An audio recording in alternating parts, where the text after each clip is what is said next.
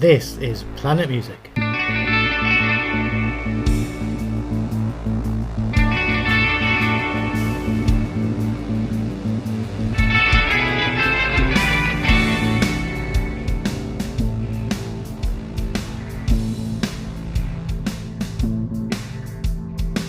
Welcome to Planet Music from the makers of Planet Marzipan. In a streaming world, we're proud to be a podcast that celebrates the art of the album. Hello, and welcome to Planet Music, an occasional podcast where we look at albums in their entirety. I'm Mezza. I'm here with my good friend Craig. And we have some guests with us for this first episode. We welcome Grae Tennick. Afternoon. Hello. And Mikie K. Howdy, hi. Hello. Well, as you've seen from the title of the episode, we're going to take an in-depth look at Tears for Fears' third album, The Seeds of Love. We're going to start with a reading from Wikipedia, the good book, and then take it from there, really. So Seeds of Love is the third studio album by the English pop rock band Tears for Fears, released on the 25th of September 1989 by Fontana Records. It retained the band's epic sound while incorporating influences ranging from jazz and soul to Beatlesque pop. Its lengthy production and scrapped recording sessions cost over £1 million. The album spawned the title hit single Sowing the Seeds of Love, as well as Woman in Chains and Advice for the Young at Heart, both of which reached the top 40 in several countries. Seeds of Love was an international success, entering the UK chart at number 1 and top 10 in other countries, including the US. It's been certified gold or platinum in several territories, including the UK, the US, France, Germany, Canada, and the Netherlands. So, Tears for Fears' third album, the follow-up to Songs from the Big Chair. It was a pretty momentous time for the band, wasn't it? Yeah, I mean, just the year, was it the year before when they repurposed Everybody Wants to Rule the World to Everybody Wants to Run the World for the Sport Aid song? Yes, yeah. So they'd been riding high over the last couple of years before this. Well, I think Big Chair was a hell of an album to follow up, wasn't it? It was massive for them. Yeah, it was big. And especially so in the US, I think they had a lot riding on that.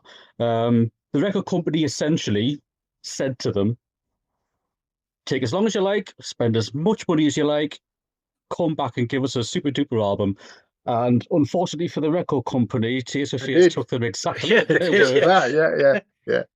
And I think, really, you mentioned Run the World, but that was Run the World was a reaction, wasn't it? Because they were meant to open. Well, they're not meant to open Live Aid at Philly, and they had to cancel it. Might be right. And George Thorogood had to do it instead. So when they didn't open up for Live Aid, they said that they gave some of the concert proceeds from the tour to the charity, and then they released a single in aid of Sport Aid as a way of making up for having to cancel.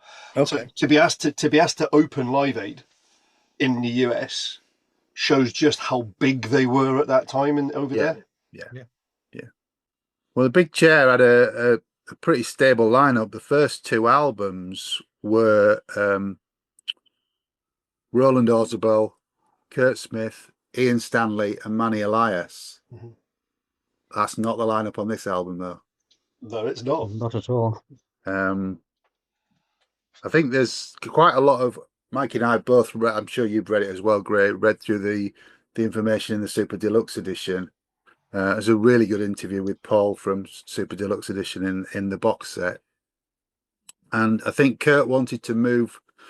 The first two albums were mainly built up from sequences and sequences, and the songs sort of happened in that way. But Kurt wanted a more what's the word? A more Organic. That's the word. That'll do. More organic sound with live band and live players, and that's really, I think, why Stanley's not on the record. I mean, he's on Seeds of Love, the track, and he co-wrote one of the B-sides as well, but I think he sort of dropped out the process very early on. Yeah. And I think it's interesting, even what you read out there from Wikipedia, where it said the English pop rock band.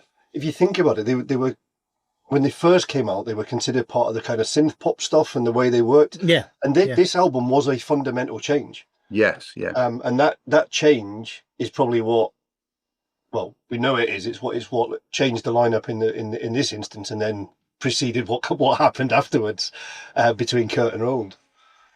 So yeah. Do you think it's almost stereotypical that it's a band's third album where they kind of up the game somewhat? Yeah.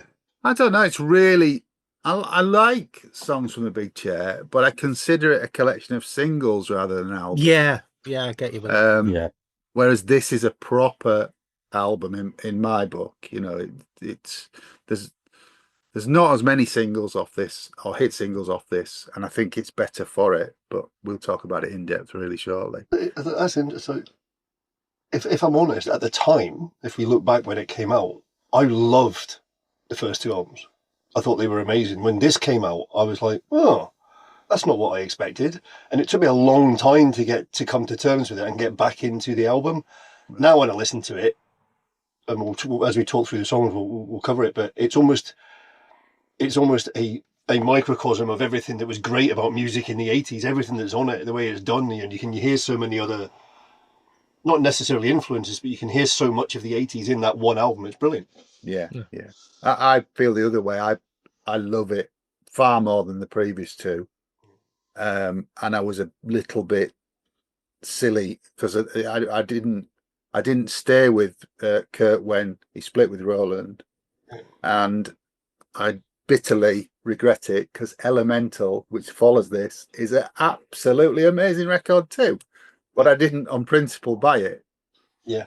But yeah, so the first single from the album was the title track in August '89. Yeah, it's Beatles-esque is is the Doesn't cover it, does it? Really? Yeah. Yeah. But I mean, to be fair, I'd love to know how they got it past their wives, calling the single sowing the seeds of love. Remember the hassle that Marillion had with walking circles. Well, I mean, you say that in jest, but I know. Kurt was actually splitting with his wife during the recording of this album. Yeah, because she told him not the face. But that's what you've got to say. It was, wasn't it? Yeah, it was a divorce album for him, wasn't it? Yeah. That's why he's not as involved in it, I think.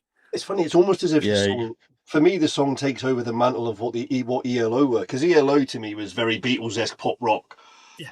And this, when I heard this, I was like, "What? Holy shit, this is amazing!" I mean, although I didn't like the album itself at the time, that song had so much of what I loved about pop music as opposed to the rock stuff that I liked. It was just brilliant. I feel the combination. It almost has a Peter Gabriel Sledgehammer feel to it in respect of the visuals from the video are so ingrained in your head when you listen to the song. And the video, I mean, they spent the money that they must have spent on the video for the single would have been crazy. Yeah, because of all the effects and things and stuff in it. I was I brought that reference up, but there's a lot of this album that makes me think of Peter Gabriel. So it kind of does. Yeah, the video was actually directed by Jim Blashfield. You will know two of his other videos quite well, Craig. One was Paul Simon's "Boy in the Bubble." Oh, right, yeah. And another one was Michael Jackson's "Leave Me Alone." Right. Yeah. Both of which preceded this one. But you can see where the imagery kind of lies with it. Yeah. God, is "Leave Me Alone" that old? Yeah. Yeah, 87. Yeah. I think it was a great lead into the album. It created a lot of media interest at the time, which is exactly what they were looking for. It did seem to be everywhere. It's a little too Beatley for me, if I'm honest, but I still enjoy it.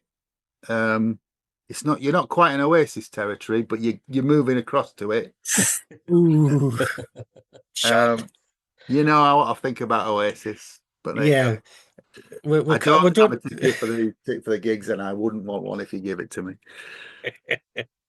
I've been offered 2 for Manchester, and I told him where to shove them.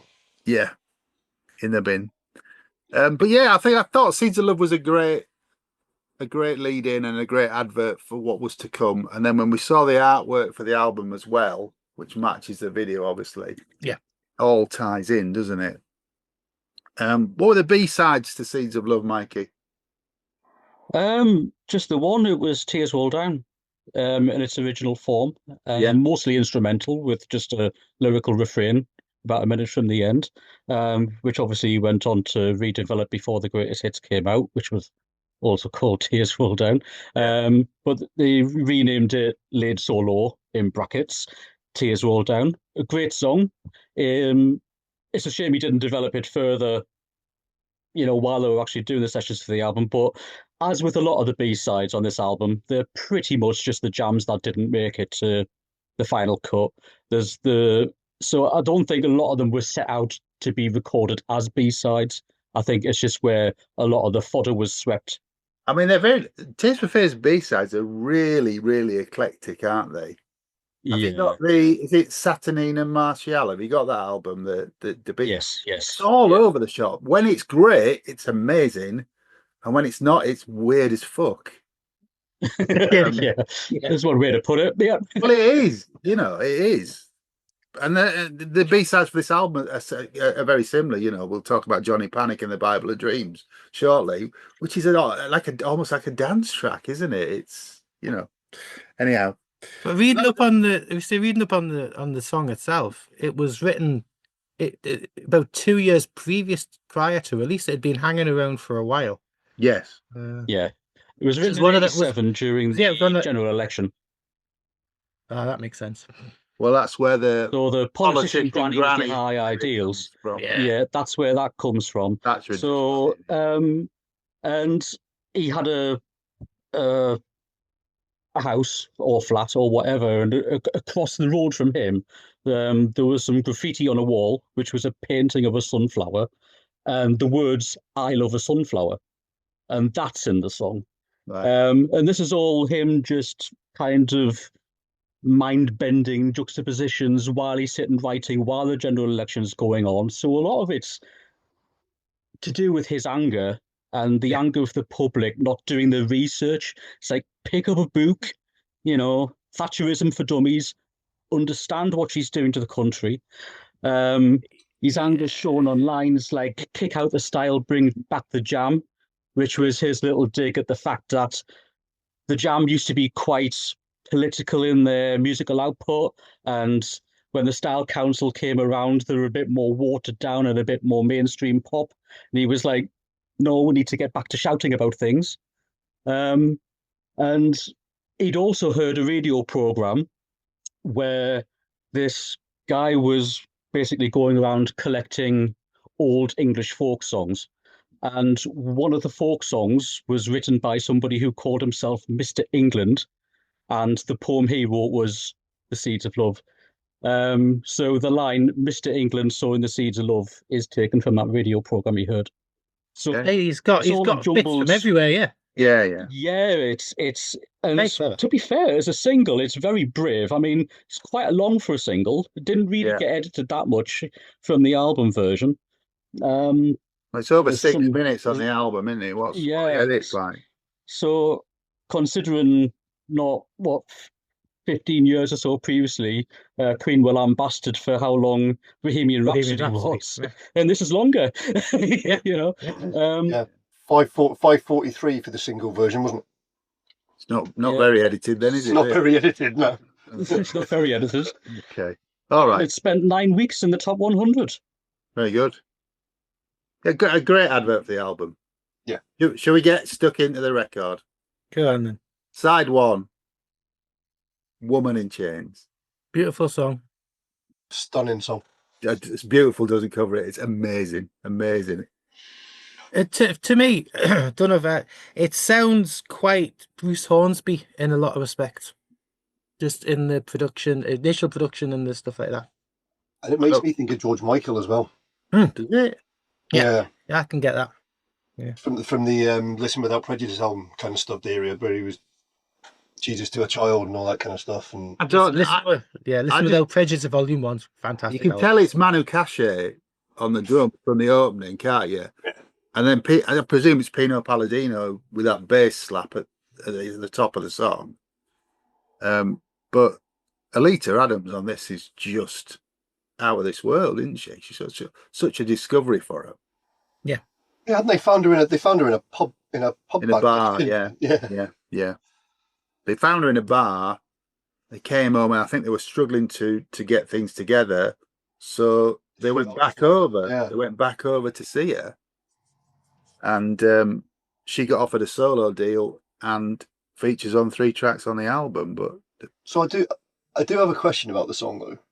Do Yeah. we think it's? I mean, I know it works now, but it's really weird. I think as an album opener, Yeah. because it's not something that grabs your attention straight away. It's a beautiful song. It's amazing when you give it the attention it's due. It's amazing, but it's not the kind of thing that grabs you by the short and curlies and go, right, we're off. I think it's by the end of the song, you're all in, Yeah. because it builds and builds, and you know. Okay. Yeah. So free from the So Free Her bit, it's just amazing. I mean, the whole song's brilliant. Yeah. And of course, it's got Philip on it as well. Mr. Collins is on the end of it. Yeah. From about 3.5 minutes in, that's Phil Collins. Yeah. It's brilliant. It's an absolutely stunning opener, and it was a single as well. It was. Yeah. It was the second single, wasn't it? Came out in Yeah. was it before Christmas? It was about November, October time. Yeah, 12th of November it came out. Didn't do that well. It got to 26 at its highest point. And it came in at 44 when it was But released, which was a bit of a shame. But also around about that time, Uninvited Guest came out, didn't it? And that did crap. When it was about 50 Who's that by? charts, so. I don't know, some prog beat combo that we've not really talked about much. Surely you need to be on a different podcast to talk about that. Yeah, I'll just jump over to the other podcast now. Yeah. What do you make? I mean, Wikipedia has a little piece on Woman in Chains saying it's been described as a feminist anthem. I think that's what people assume it is. Roland has said, yeah, kinda, but he sees it as everybody having a feminine part of them, and the So Free Her bit isn't necessarily about a woman who's been bound in a cellar or anything. It's about freeing the feminine side from within you. Right. I can see why people would pick it up as a feminist mantle. It makes sense that they would. Yeah, it's stunning track. Do you want to talk about B-sides, or should we move on? Yeah, do it while you're doing it. So, Mikie, one of your favourite B-sides on this, Always in the Past? Always in the Past, which I personally think should have been on the album. The bass line at the start, the do do do do do do do do do. I think just it's such a good hook. It kind of whittles away to nothing towards the end. Primarily just because it's a jam that wasn't fully developed. Well, I think that's it. With these B-sides, I think it should have been on the album. They didn't spend as much time on them, did they? So, well, they probably ran out of time as the running out of time after working on it for 3 years.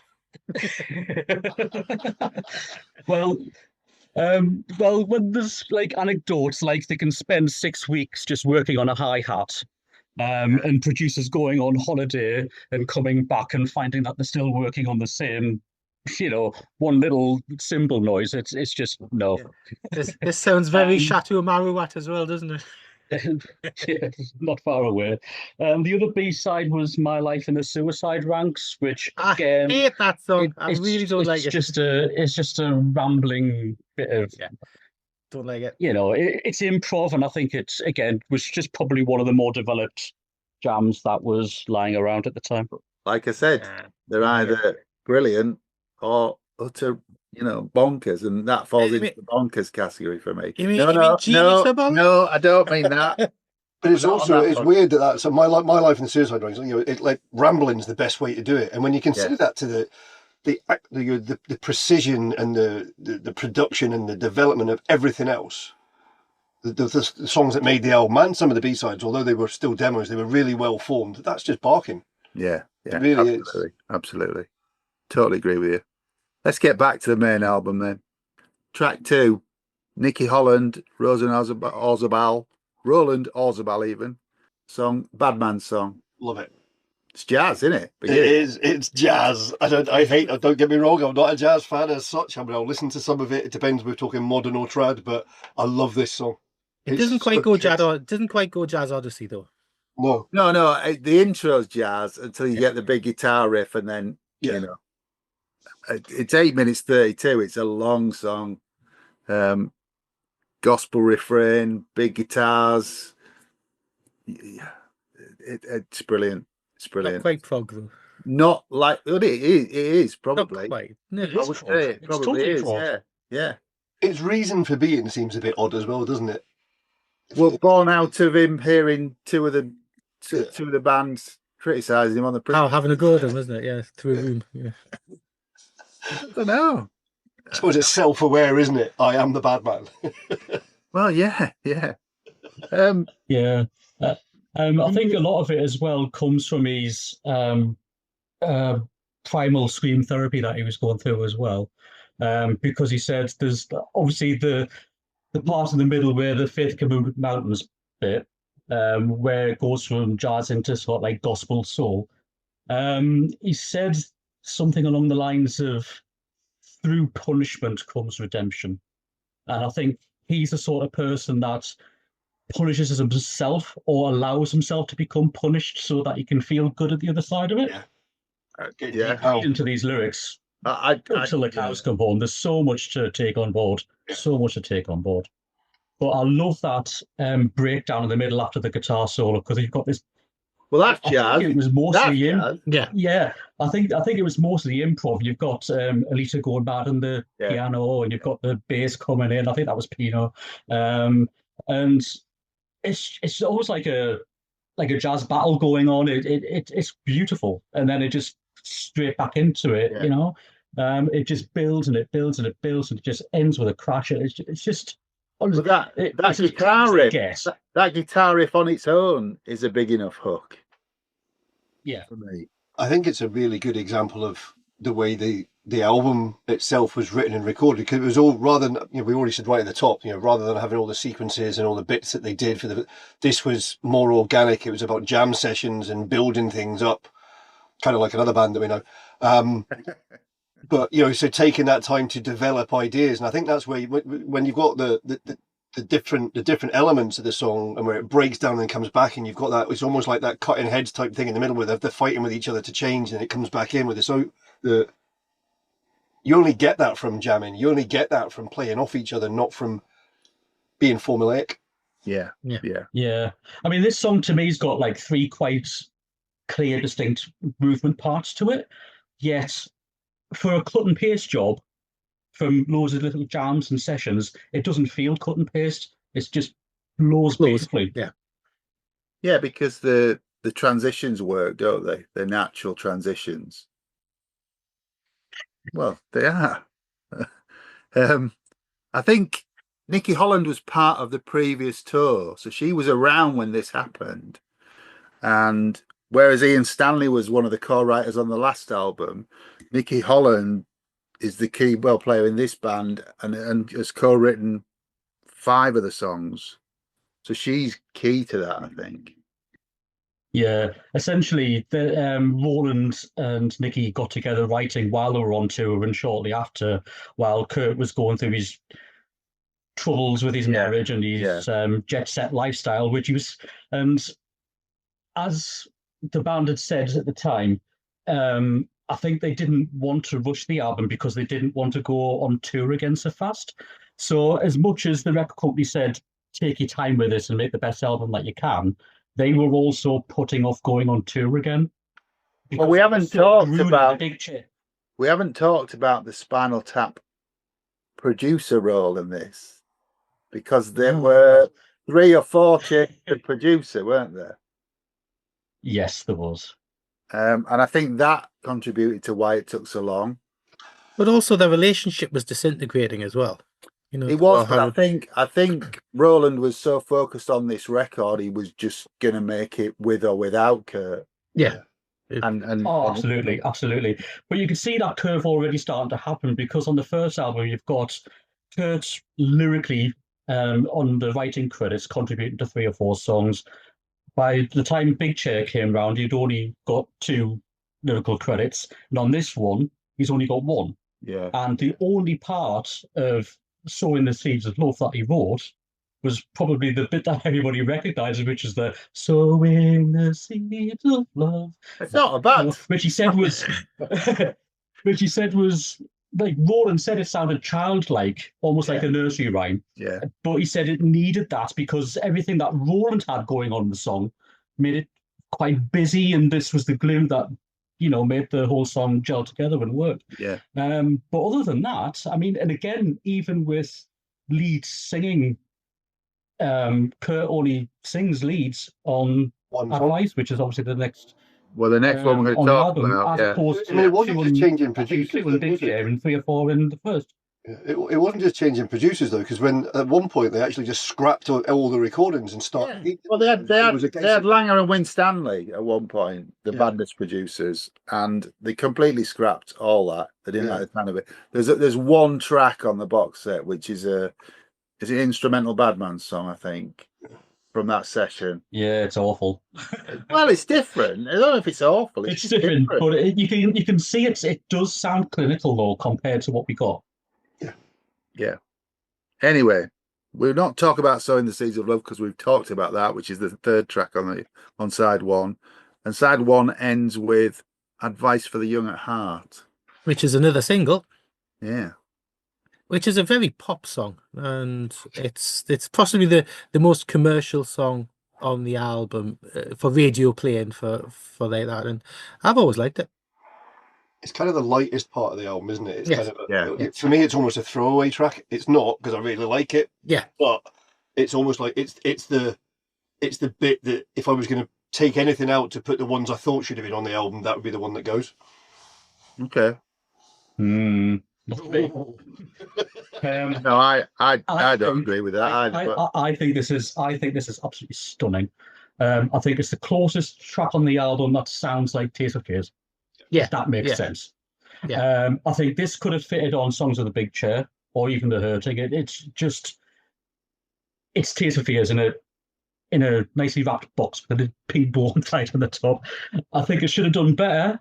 I think it should have been the second single rather than Woman in Chains, because I think that was quite a jarring change in mood. And I don't think Woman in Chains sounds particularly Tears for Fears-ish, if that also makes sense.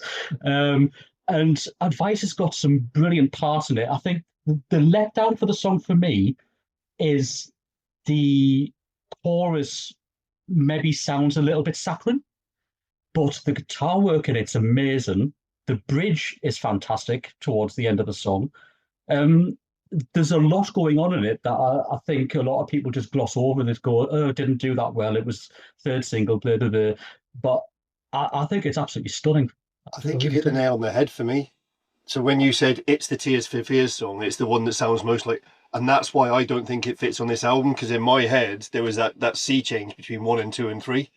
So for me, it belonged elsewhere. It wasn't. Yeah, so that makes a lot of sense. I hadn't thought about it that way. I think it's nice, but a nice sound. Oh, somebody's just dropped something outside. Nice sounds a bit twee, but we probably need that in the context of the track list of the album, I think. Yeah, I can see what you're saying, Mike. You're probably right. It's probably somewhere in that transition from what came before toward this album. Yeah. The really funny thing about it, when it comes to the video for the single, is they've got Olita Adams featured in the video. All right. And she's not in the song on the album. It's actually Nikki Holland. so Nikki Holland said she was all right with it, but I think that was more the record company trying to hammer down the brand, if you like, for the album. Yeah. It's like, it's not Alita playing keyboards on this song. It's not Anita singing along with Kurt on the song. It is in fact Nicky Holland. But I think the record company are trying to sell a three-piece at this point. After the Woman in Chains single, it kind of makes sense. On the single, then there were two B-sides. One was Music for Tables, which falls into the what the fuck category, and the other is in the same category but for a different reason. Johnny Panic and the Bible of Dreams. I love that song. Great, isn't it? It's great, amazing. It's bonkers, yeah. It is bonkers. Actually crazy, but it's great. Yeah. And there was a dance remix of Johnny Panic as well. There was. It didn't come out until February '91. Remixed by trip hop DJ band Fluke. It got to #1 in the UK dance charts. What's not to like? There you go. Yeah. And I love the remix as well, but the original version I think is the best out of them. And to get the female rap refrain from The Seeds of Love halfway through it, I think it's brilliant. It's quite Nina Cherry sounding. It's I think it's really clever, really cleverly done. Yeah. On to side 2 then of the album. Standing on the Corner of the Third World. I'm gonna go on, Grae. I'm just gonna shout. No, I said rather than before we get on about the actual song itself, I'm gonna give a shout out to the other backing vocalists on this album.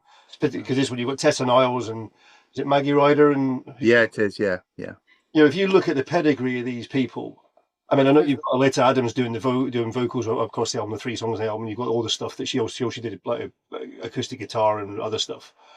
But the pedigree of the backing vocals and the way the voices work together on this album is just mind blowing. Yeah, I mean, Tessa Niles is pretty much on anything in the 80s, isn't she? And Carol Kenyon's on it as well. That's it, Carol Kenyon. That's the other one I couldn't remember. Yeah. Yeah, and on the album as well, Craig's favourite. Oh yes, I was going to say that. Yes, Louis Don Jardin's on it, isn't it? Yeah, Don Jardin. Louis Jardim is on it. Sorry, that joke might not make any sense to you if you're not listening to our other podcast, but so yeah. And it's weird because we all know like Manu Katché, we know Phil Collins, Pino, and all the people that are big, but I don't know if any of you is it called 40 Feet from Stardom or something in the movie about all the backing vocalists that have done so much stuff but never got famous. And you think about people like that, like Tessa Niles, like Craig said, she was on absolutely everything. Yeah. But only musos and audiophiles and people that get obsessed with things really know their names. And it's kind of weird because they're so, unless they become like Sheryl Crow and sort of step out of the shadows and stuff or something. Yeah. What do you think to the track? I love it. It's painful when you understand where it came from. Yeah. It makes it quite a hard listen. Yeah. But really well done, I think. Was this something to do when he was in? Was it when he was having his therapy kind of thing? Yes, it is. Yeah. It's an interesting track. It's not one that I've listened to loads because I like the singles from the album. I'm a bugger for that. You know what I'm like. I like me pop songs. When I first got this album, that was the one that made me go, do I want to listen to the rest of side 2? Because it just didn't feel like Tears for Fears for me. But in hindsight, I suppose it feels a little bit like a sister to the song I Believe, perhaps. It's got that same feel to it. But I think Roland's point behind the song was a lot of it was the Western world seemed to try to fix a lot of the world's problems with our own solutions to our own problems, which don't fit the third world. Yeah, it's throwing money at starving, throw money at them. Yeah, throw money without understanding. We've done now, hurry, and I think there was a lot of guilt for him not doing Live Aid, and I think that comes across in this song. But in hindsight now, I love it. But I must admit, when I first heard this, it jarred for me. The rest of the album, a breeze, but that one was the one that I found most difficult to listen to. Yeah, I think for me, the album starts high, it dips in the middle, and this is included in that. I think this and Advice for the Young at Heart are both still good, but it dips in the middle, and then we've got the 3 tracks that end the album, which are right back up there again. But it needs that. You can't have it. It can't all be up there. Light and shade. Yeah. On to track 6 then, Swords and Knives. It's one of the longer tracks on the album. Well, it's 6 minutes, but there's quite a few of those. For a pop album. For a pop volume, you lost interest, Craig. Is that what you're saying? You mean a neo prog album, Craig? Oh yeah, it needs to be either 3 minutes or 15 minutes. It's a something in the 3-minute middle. edit for Craig. Yeah. It was a soundtrack song, wasn't it? It was Yeah. meant to be. Yeah. It Did feels like it. Wasn't it? They put it forward for a film, but I don't think it was actually taken up, was it? Was it Gangs? It was Sid and Nancy. Sid and Nancy. That's right, sorry. yeah. Yeah. Sorry. Yeah. Yeah. I Did don't it think It was get played? because it didn't sound funky enough. Yeah. Right, yeah. Yeah. It was essentially it, which Mikie Holland said, all right, then, okay. Which is why it ends up on their They album, just- not on a soundtrack album. Right, okay, that makes sense. Yeah. Yeah. I didn't know any of that. There you go. So I've been educated. So the line where it says, when life begins with needles and pins, is the reference to the drug taking. Yeah. Right. And it ends with swords and knives is about the separation. Now, Mikie Holland was reading the book, which was written by Nancy's mother. I can't remember her name, but I do apologise. But it was her Spungen. mother's book. Yes, that's the one. And so Nicky's basically saying this song's more about the book than what the film was. It's more about the mother's side of the story, which when you're listening to the lyrics, that kind of makes more sense. It's a bit of a difficult listening part, but it's a fantastic song. And I love the fact that these 3 songs that end the album all seek into each other. Yeah. It's almost like a suite of 3 songs, which is absolutely beautiful. The very end of this track, the next track we're going to talk about, I've got no words again. It always makes me smile. Always makes me smile. And when that drum machine comes in at the end of Swords and Knives, it's actually indexed just on the end, and you've got the crowd noise comes up for Year of the Knife. Oh, yeah. It's Yeah, just amazing. It's funny, considering Year of the Knife wasn't a single, it's one of the songs that I'm more familiar with from the album. And I like the kind of live introduction into it. And then it goes all over the place. Yeah. But Well, it would have been nice if they'd done a live segue out at the end just to bookend it. But Well, okay. it was a trick that they pulled on Songs from the Big Chair, and they wanted to replicate it for this album. Yeah. And originally, Craig, this was the first track on the album, and this first lineup. One of It them, had because and it had a slightly different start to it. It had more like guitar chords at the beginning along with the crowd noise. So the idea was that the album would start with the band coming on, and this was going to be the track. And it was going to be, this is the new Tears for Fears. Forget everything you've heard in the past. This is what we're doing now. And it was Roland who actually pushed for Woman in Chains to be at the front of the album. The record company wanted Sowing the Seeds of Love. The actual album itself went through quite a lot of like different changes right up until allegedly the day before it was pressed. It was like last minute change.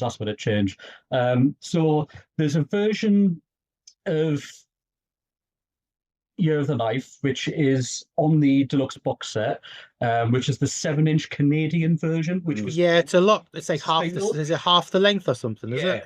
Yeah. But the start of that is how it would have started on the album, not the way we ended up getting it. Right. Yeah.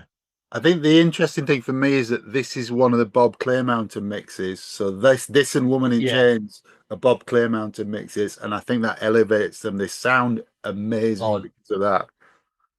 Year of the Knife, there's just so much to it. The rest of the album was awful. Year of the Knife would be enough for me. It's such a joyous live sound. Mm-hmm. Yeah, no, I get that.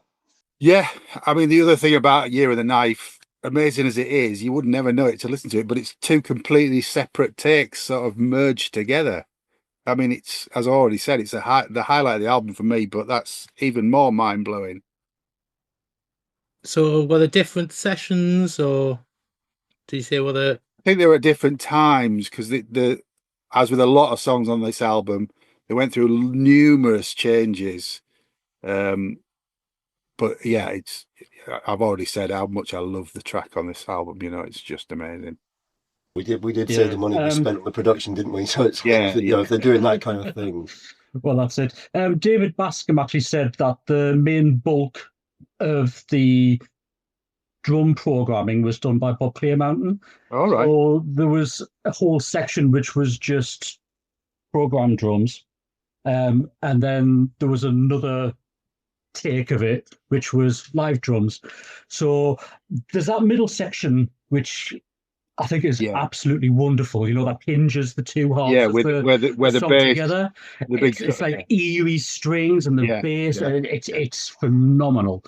So the second half of that song is all live drums. There's no programmed drums on it, and I don't think anybody actually realised until the whole thing was edited together how it played out.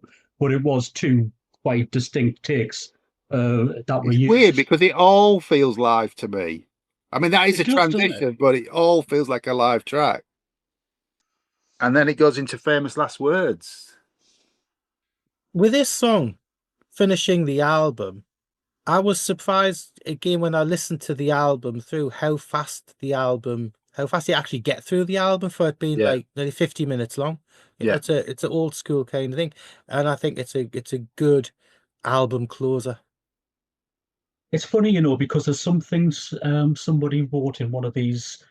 I think it might have been in the liner notes for this.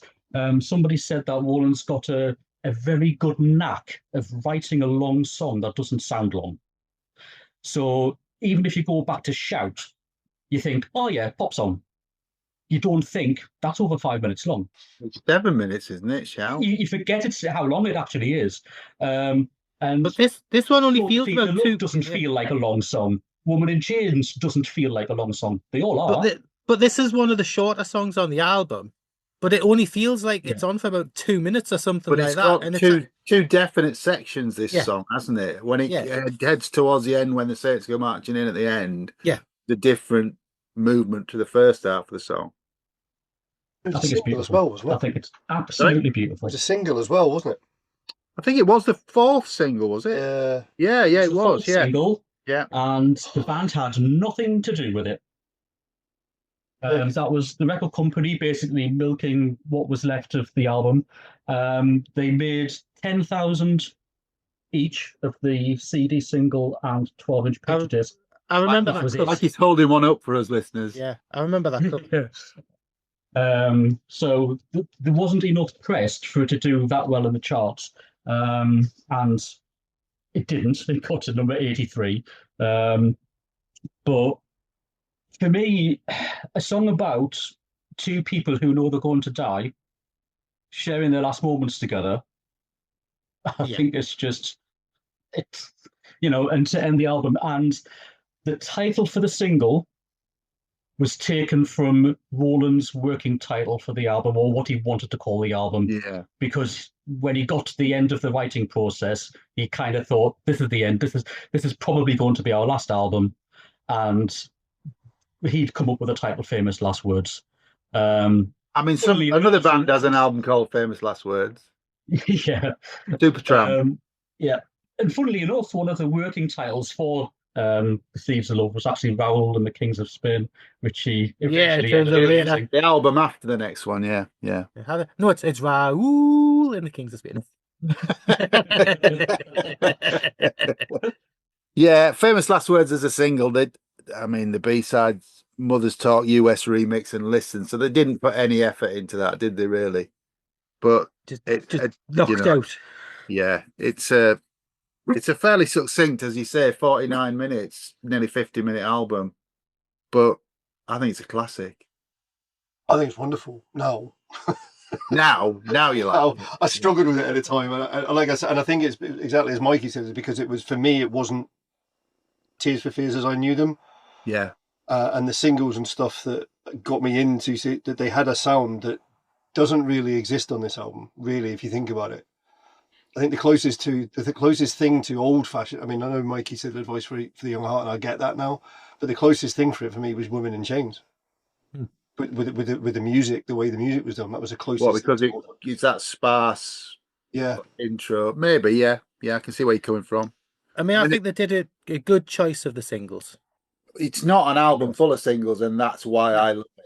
Yeah. I think, because I think there's a big distinction between the singles and the album tracks. Yeah. The album tracks are a lot more Albumy. Albumy, and a lot, they're a lot more you have to listen to rather than like any throwaway kind of songs that weren't just knocking out EOS kind of stuff and any old shit. I think that you can see why they took so long to make it and took the time to craft it, because I think it's a crafted album, not just a chucked together one in any way, shape, or form. But they did tour the album in 1990, just for just under 6 months. They started a tour in Ireland, and the very last gig that they played with Roland and Kurt in the band was the Nebworth gig on the 30th of June 1990, the Silver Clef winners thing. There is a live VHS from this tour going to California. Yeah, California, yeah. Never come out on Blu-ray or DVD. I watched it last night. It's interesting. It's quite arty. There's a lot of black and white and colour and strange angles.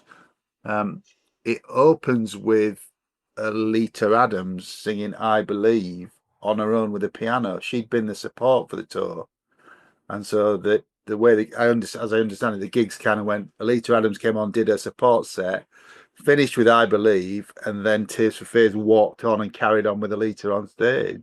Oh wow!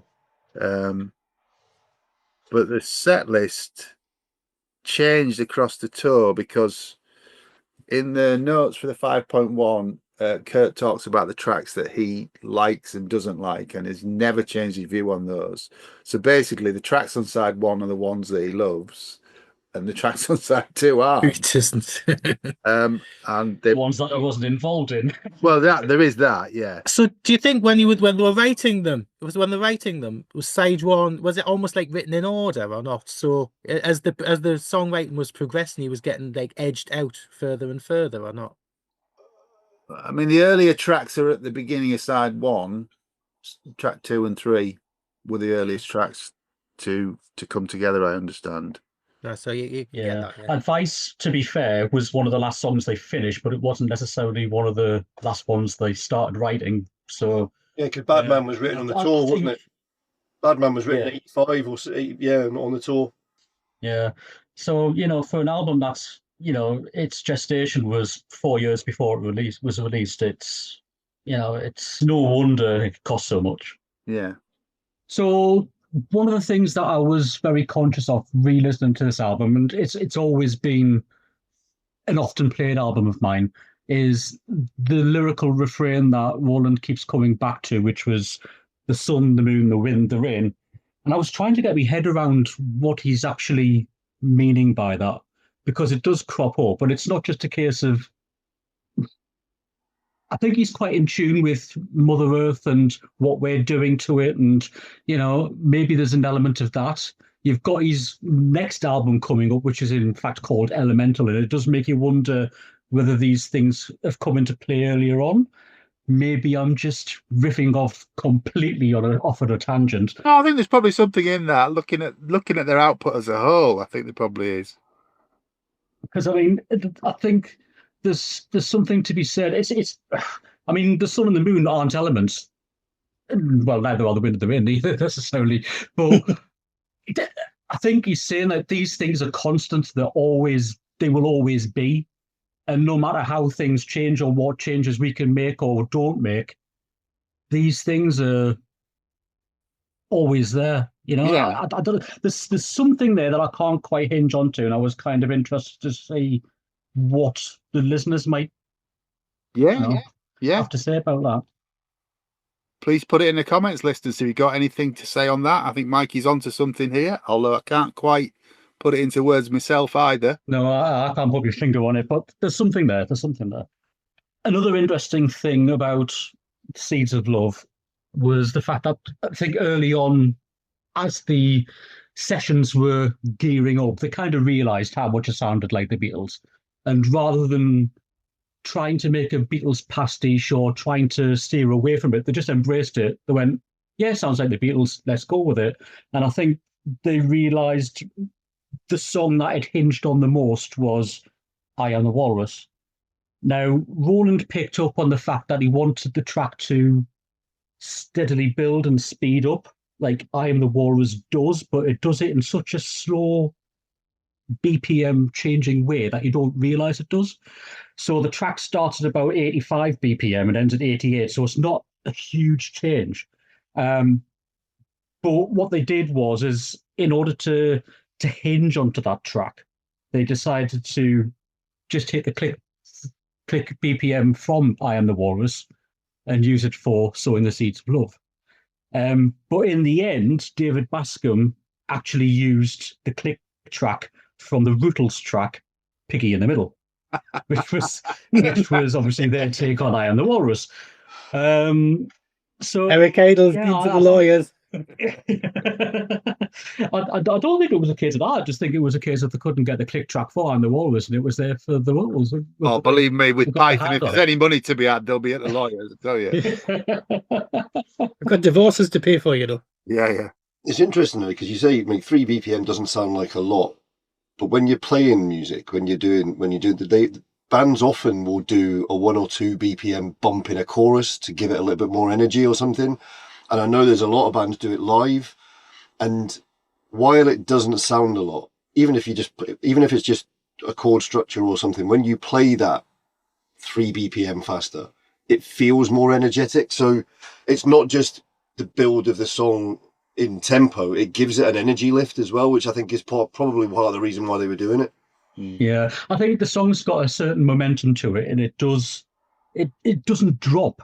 You know, it just keeps going and going and going. I think it's, I don't know what I think it is.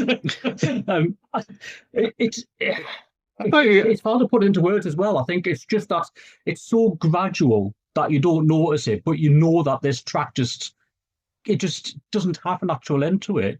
Do you know? A lot of And these things. you hear the outtakes that are on the deluxe box set where there is like an actual end to the song. The album version doesn't do that. Yeah. I just thought it was really, really intriguing that they would do such a blatant thing, knowing that it sounds like the Beatles. So let's just make it sound like the Beatles. Let's not shy away from it. Hey, if it works. Yeah, and it's interesting. So I wouldn't have noticed it. It got Me faster. neither. No. However, you'll probably find that if somebody, because nowadays the technology, you could change it. They do. You'll see they take things like Van Halen now and they'll put it to a click track and make it all in time, and it sounds fucking awful because it's not the same as you're used to listening to it. And I think that would be this case with this. Like if you played it straight and somebody did it so it stayed at the same BPM all the way through, you'd notice it was different. So it's not something that you'll notice has actually been done, but if it was taken away, you'd notice it. Haven't they done that with some of the stuff on Queen 1? Or Queen, as we call it. I don't know about I think tempo there's- change. There's pitch changes. Definitely. Yeah, it was pitch. I know there's some. I couldn't remember what there's tempo pitch changes. I don't think there's any tempo changes that I notice. I mean, it's all a lot clearer. It's like taking a bloody shroud off it. It's amazing, but I think we may have already said that.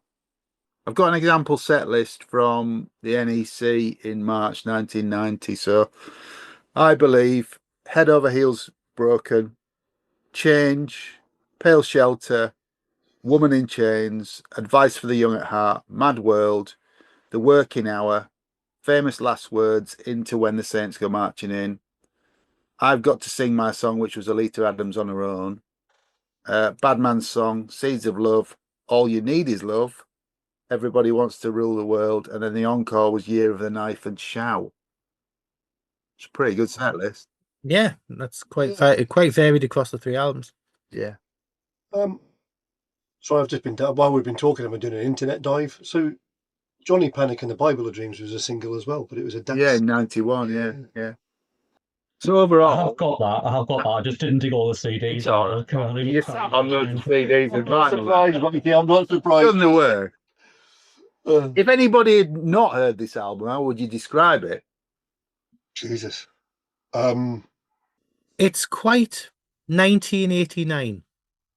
It's got the for me and also for Mikey. I think 1989 was a big year for us for albums. It was big. It was when we were like 17, like 16, 17. We're starting to get into music, and this was around with albums. I mean, for us, things like Queen's The Miracle and stuff like. There's a lot of stuff. Like Billy Joel's Stormfront. Phil Collins was that. That was, but seriously, was in 89 that as well. Yeah. A certain other band who we do a podcast about. This is better than The Miracle for me. Okay, but yeah, 89 was a big year for us, and I think it was it fitted in with what was coming out. I mean, God, it was like Pump by Aerosmith and everything was out in 89. There was so much stuff, stuff. Grae, you look like you're going to say something. Okay. So for me to describe this, it's kind of difficult because, like I said at the beginning, it's got everything everything I like about the 80s. And if you listen to some of there's bits of it when I was doing my homework and I was listening, particularly to the extra discs and stuff, and listening to some of the instrumentals and stuff. There is, and it's because of the rhythm section. It's because of the vocalists and what have you that are on it with the band. You hear so much of the other people I loved in the 80s. Yeah. So to me, it's kind of a jazz pop thing in places. It's far more organic than a lot of the 80s stuff, but it reflects so much that's going on. It's difficult to pigeonhole. Yeah. It's I think it's an incredible record. Yeah. If you've not heard it, just have a listen on streaming. There's a lot to it. It's not just a pop record. There's a lot of depth to it, and it's a fantastic record. As are the other albums that followed it by Tears for Fears. I've touched on Elemental, the next proper album, which was just Roland on his own, and that's wonderful record. Raoul and the Kings of Spain, which Craig's mentioned, another good record. Tipping Point, their most recent album, is a brilliant record, and that did really well for them as well. It's a brilliant record. I was really big surprised by that. I thought it was amazing. Yeah, it's good. And even what's the other one? The album before Tipping Point. Everybody loves a happy ending. I like that. That's a good album. But yes. But realistically, if we're being filthy, wouldn't that actually come before the Seeds of Love? But oh dear me! Apologise. I shouldn't laugh. I shouldn't encourage him. Sorry. You see, he was doing so well. New podcasts, trying to make a good impression, and now he's blown it. I bring the filth with us. Yes. But John, big question. John, go on. Sorry, I was just going to go back to your question that you asked about how would you describe the album. Yes. I can't do that, but I can tell you what it is. Go on. It's a masterclass in production. I think Dave Bascom did a fantastic, epic job finishing the album. It's a masterclass in songwriting. It's a masterclass in musicianship. And I just can't emphasize enough that if you haven't listened to this album, put it on your bucket list and get it listened to. Yeah. Whenever I have a change in any hi-fi equipment, be it a new turntable, new speakers, a new CD player, this is the album I pick to listen to anything on its first run. Yeah. That's a great testimony, Mikey. I mean, the big question, listeners, is what do you think of this album? We're going to throw this up onto Facebook, create a Facebook group for the podcast, and we'd like to see your views on the album. We also would like to throw out to you, is there an album that you think we should discuss? Or is there an album that you'd like to come on and tell us about?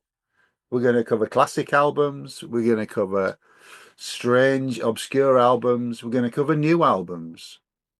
But as I say, it's an occasional podcast. Don't know when the next one will be. Hope you've enjoyed this one. But we'll be back. In the words of Arnie, we will be back. Oil you back. Yeah. But all that remains to say is thank you very much, Graham Tennick. Been a pleasure. Thank you. Thank you, Mikey K. It's been a pleasure for me. Thank you. Big Tears for Fears fan, done his research, brought his homework with him. Extra bonus point for Mikey. School swat. Yes. And thank you to the pop boy, Craig. Thank you. Why, thank you, young sir. Yeah. Keep listening to the music. Keep talking about the music. And we'll be back soon with more Planet Music. It's good night from me. And it's good night from him. Take care. Stay alive! Hey! Hey.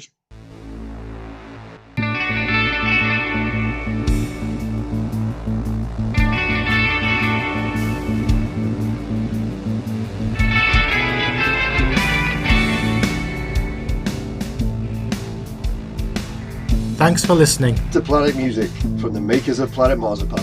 If you like what you've heard, please like and subscribe, and maybe even join our Facebook discussion group. You can contact us at planetmarzipanpodcast@gmail.com.